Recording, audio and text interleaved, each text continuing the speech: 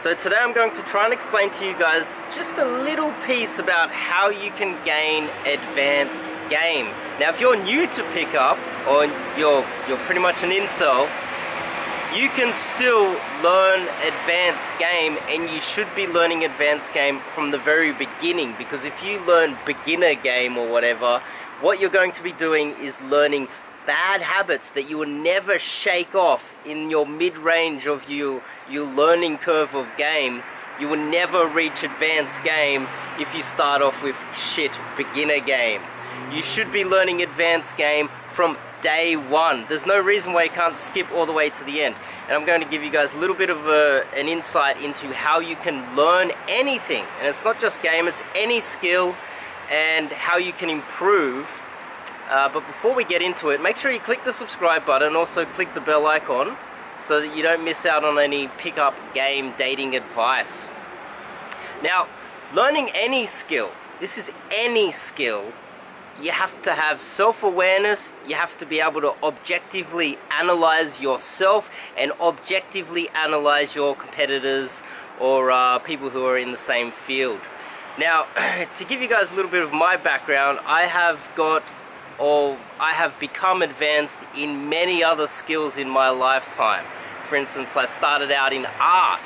Would you believe it? I was painting paintings, and after about 6 months I found myself as a finalist in the second largest art competition, actually hung on the wall, in the second largest art competition in the southern hemisphere. Table tennis. I picked up table tennis, and within about 6 months I was making minimum $200 a week winning tournaments playing table tennis. And then when I decided to do pickup, because my dating life wasn't the best, I used those same strategies to learn how to game. Now I'm going to show you guys, or try to explain to you guys, what I'm doing right now. I am now teaching myself poker. About 6 weeks ago I went for a drink, and there was a poker table out the back there, and a couple of my friends said, let's play poker. Once every year I would go out to meet up with old high school friends, and we'll sit down and throw some chips around and play some poker, and I'd never win. I had no idea. I didn't know the difference between a flush and a straight, or a full house. The last 6 weeks I have immersed myself in poker. And there's also, I'd like to start with my learning curve. The very beginning, what happened with me was, I was sitting down with these guys that were throwing chips around. They looked flashy. They looked like superstars. I made some friends with some of these guys, and I thought, these guys are the best poker players I've ever met. Then a few weeks in, I started to realize, these motherfuckers are never making the final table, they're never cashing out, and they're definitely never winning this damn tournament. What is going on? There was also a guy that works at the casino who told me he was an expert in poker. He's throwing chips around, he knows how to shuffle. He knows how to shuffle, it looks flashy. He counts all the chips super quick, and if there's a heads up or whatever, he counts them all quick and throws them around. Really good at that. Never wins poker though. Never been to the final table, not in any of the tournaments that I've played with him. And so one thing I want you guys to be aware of is that how many guys in pickup are full of fucking shit. How many are full of fucking shit? They go back to their fucking wife, and then they, after giving you some pickup advice, and they don't know fucking shit. And they're given it's the same as that guy that's knows how to shuffle the cards. Never makes it to the final table, right? He looks flashy, he tells you he knows his game, but he's full of fucking shit. That's what he is. And how can you analyze that, and how can you get good at game if you're following advice from total fucking douchebags that are lying to you? And so what I've done recently, I've been playing poker. Just bear with me. The poker analogy or metaphor, I feel, is relevant to you learning game. The last 6 weeks I was surrounding myself with these guys there was this Lebanese guy that turns up with a bum bag. He's got a bit of cash, he flashes around. There's this Asian guy who was always raising pre-flop, and he was always raising, like in the first half an hour of every tournament he's got a massive stack. Never see the guy go past the second break. Never see him at the final table. I was trying to think, what is going on here? I'm not really getting any better by making friends with these type of guys, right? And just last week I realized there's this one old lady. She doesn't look flashy. Nobody gives her respect. Nobody thinks she's any good at poker. But the last 12 months, every 3-month period, at the end of that 3-month period, every single game that you play is recorded on this card. You have like this card that we have for the entire Australia region. Every 3 months, she is number one. Number one. And she's given entrance into massive World Series poker tournaments. She's been given lots of free tickets. She just sells them. Nobody walks around and goes, oh, 60, 70-year-old Grandma Alice is a superstar. No. That would hurt the ego of all of the splashy, fancy motherfuckers that don't really know how to play poker and never at the final table. But Alice is always at the final fucking table because Alice knows something about poker that none of these other flashy motherfuckers know. So what I've been doing is I've made friends with Alice. Alice is my best friend now, and I've been sitting at her tables whenever she plays. I'm following her around Sydney, sitting at her table, trying to learn how to play poker from someone with real results. Now, if Alice had a YouTube channel, and Alice was trying to give you advice, I doubt anyone would watch it. Who's going to listen to Grandma about how to play poker when you got these flashy guys that are shuffling cards and they know how to count all the chips super quick? Who's going to listen to them, right? I reckon the casino guy, the guy that's shuffling cards on camera, you're gonna watch him because you're gonna think that he's the best poker player. But Grandma Alice, that nobody, she's like this silent assassin. She's under the radar and she's always at the final table. Always. Doesn't matter what day it is, doesn't matter what card she gets, it doesn't matter. She finds a way to get to the final table. That is someone with proper poker game. And I want you guys to be aware of that. Who are you following on YouTube? Who are you listening to? Whose fucking boot camps are you paying to see? You know, getting advice from guys that, in my opinion, when I look at these guys, I realize they have zero fucking game. They don't know what they're talking about. And I can explain to you why when I watch their videos or what they're talking about, how they're actually getting laid. And most of it is marketing and utter fucking bullshit. Now let's go back to the poker analogy. I'm trying to figure out how to get good at poker, right? And so what I've done is I've got a spreadsheet. Every single game that I play, every single cent that I spend on every single tournament. I'm also categorizing all of the different tournaments. I'm recording everything that I do, okay? And I've got a balance, I've got how much I've spent, all my winnings, where I'm at. And I have spoken to quite a lot of poker players. Hardly any of them, even Alice, they don't know. But I want to get good at poker, and I want to get good at poker real fucking fast. And that's going to come with self-awareness. Now, my self-awareness and my analysis helps me to figure out what I'm doing right and what I'm doing wrong. And also hanging out with people who are very successful at poker. So sitting down with Alice, who finds a way to get to the final table every day, she's the one that I want to play with. Now, the last 6 weeks, I've played a minimum of 30 tournaments. That's another thing. You need to immerse yourself if you want to get good at anything. I've played a minimum of 30 tournaments. I've been on the final table 5 times. I've cashed out 3 times. My bankroll and my balance, I'm ahead already through proper analysis. I never rebuy in. I'm a little bit too timid with raising pre-flop, and sometimes I end up blinding myself out. I'm aware of what I'm doing, and I'm trying to fix it with every single poker tournament that I'm playing.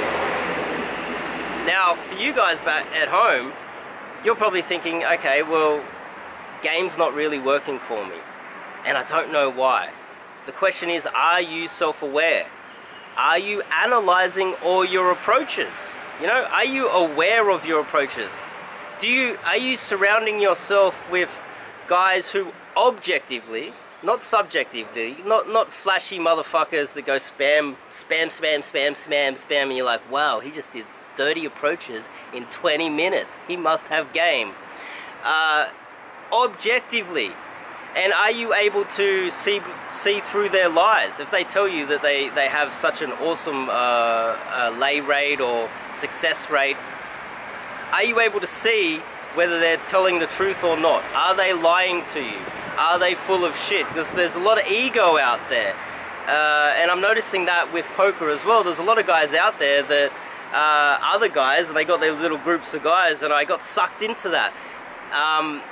The problem is, if you are not good at game, the same way I'm not very good at poker, in the very beginning I got sucked into their lies. I believed that the flashy guys were the best poker players. I honestly believed them. I worshipped a few of these guys for a couple of weeks. I'm like, wow, how are they so good? I've now realized, which 99% of guys in game never realize, but I learn it real fast, is that I realize they're full of shit. These guys are never at the final table. They don't know what the fuck they're talking about. Alice is the real deal.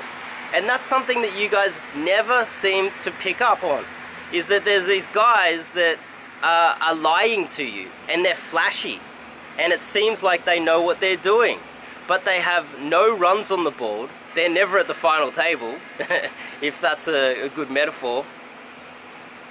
And they're taking your money. That's what I'm trying to get at here. Now, do looks matter? I'm going to move on to looks. There's some guys out there that are quite successful, and it's based on pretty much their age and their looks. They might get a little bit of success, and you're like, wow, he's got the most beautiful girl in the world. But the problem here is, the girl might be beautiful, but how beautiful is he? How beautiful is this guy? If he's a guy in his 20s that's relatively good looking, and he met a beautiful girl from some third world shithole, is that game? Or if he's a little 5 foot tall little Indian dude, no offense Justin, who I believe has real game, Justin has real game, a little 5 foot tall little Indian dude picking up a beautiful Mexican girl, or an African girl, or a white girl, that's someone with game. That's someone that should really be an incel for the rest of their fucking lives. That's someone punching up. That's not someone punching down. And I think you guys need to be aware of that. How many of these it's not just their looks, it's what demographic they are, what country they're from, and what country they're in, and what demographic are they targeting. There's guys out there that you guys might think, oh, okay, these guys have awesome game, they have this awesome success rate, but it's utter fucking bullshit. Because all they are is spamming Tinder with photos, getting girls from third world countries, and then on the first date filming themselves with them and going, oh yeah, 35 lays in 2 days. All they did was swipe right on Tinder, lined up all of these dates, went out with like maybe 3 dates a day, filmed them on a date. That doesn't mean shit. You gotta see through the lies. It's the same as the guys that I sit down with at poker. They're bluffing before the flop, after the flop. They're continuation betting. They're 3-barrel betting, betting and bluffing, and it looks fancy when you're at the table and you don't know what you're doing. And I bought into that, and now I realize that no, that's a shit poker player. That's someone who is exposing themselves at the poker table. And that's someone who is going to get caught out by a better player. And now you... And so what I'm trying to do with poker, as in game, is I'm trying to figure out how to win. I don't want to sit there and flash my fucking chips around so that... I've read 4 books. I'm on my 4th book in the last 6 weeks. That's immersion. I watched the movie Rounders. I'm watching a lot of tutorials on YouTube. I'm contacting people who have won major tournaments. I'm doing sorry, I'm doing everything in my power to get good at poker. If poker is something that you can get good at, and I believe it is, because there's a lot of guys that find themselves at the final table consistently, like Alice, so there has to be a way that you can get good at it. But if I was a dummy like most of the people out there that follow pickup advice, I'm going to get all flashy, simple pickup style. And I'm going to flashy and make jokes and do all these stupid fucking shit. And I'm never going to win a tournament. I'm never going to get a girlfriend. I'm never going to have a proper relationship, because I'm not learning. And I'm not learning how to win. Now with poker, I could have easily been sucked into those group of guys. Sat down with them, and I did. I got sucked in for a couple of weeks. I'm sitting down with them. I'm three barrel bluff betting and all this fucking shit.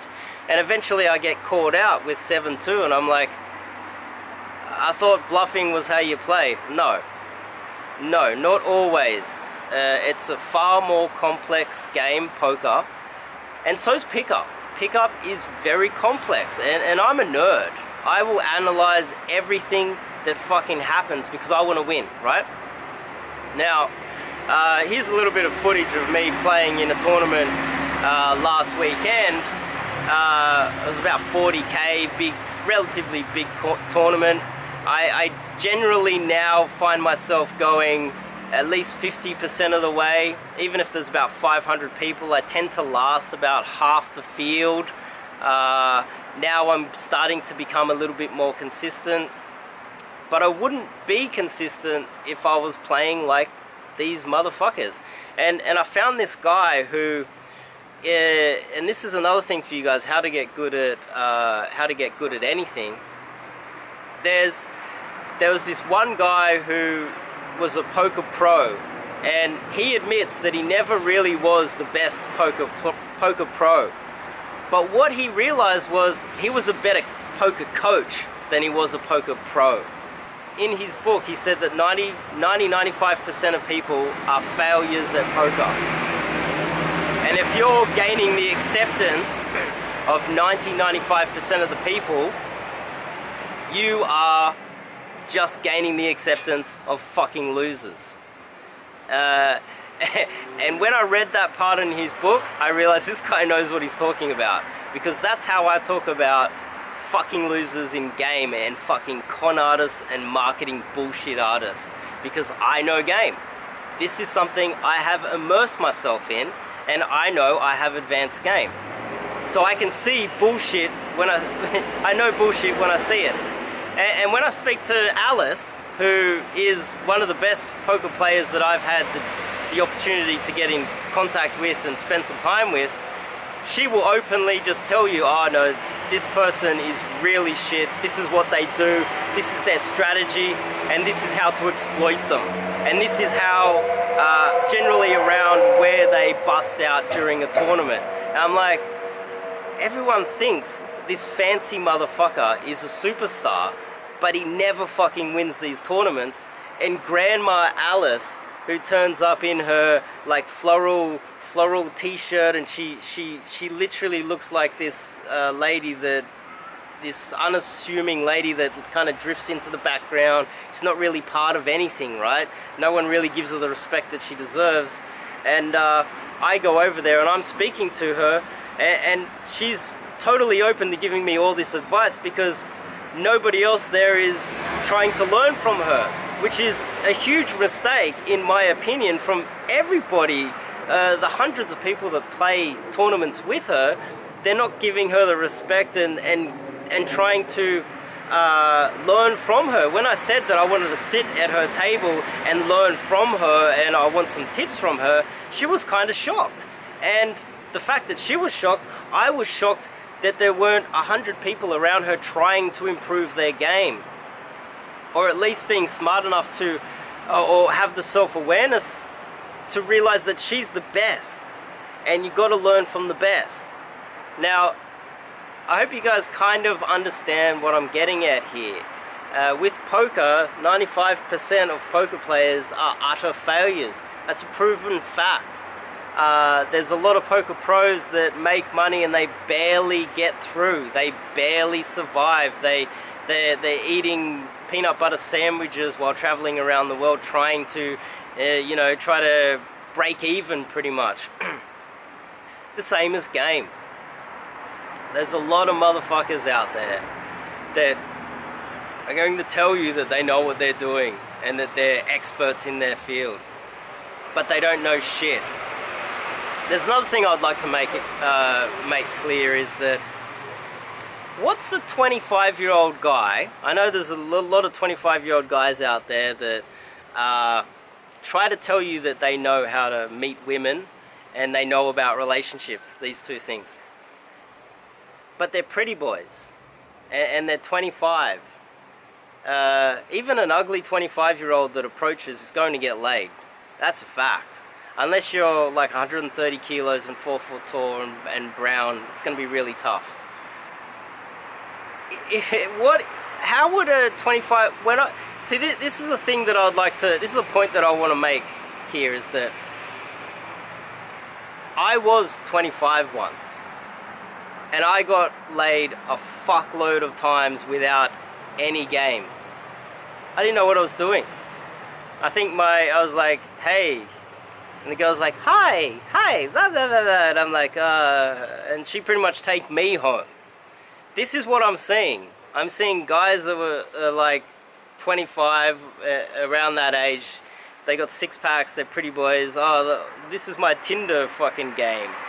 I just show my six-pack and I get a lot of matches. And a little brown guy's like, oh wow, that's a good idea, I should try that. No, where's your fucking six-pack? You're not a pretty boy.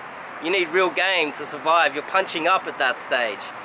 Why are you taking advice from some pretty boy that has no fucking idea? When I was 25, I could bench 100 kilos. I had a six-pack too, right? And it just flowed in. I remember once a girl came over to me and I put my shirt on. She's like, why'd you put your shirt on? You know, that type of stuff.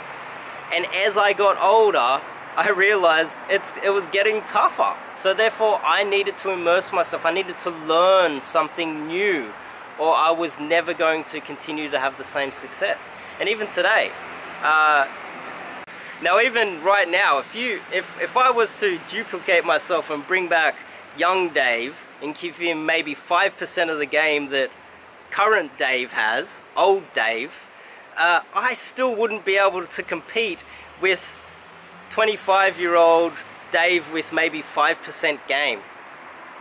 That's what you're dealing with.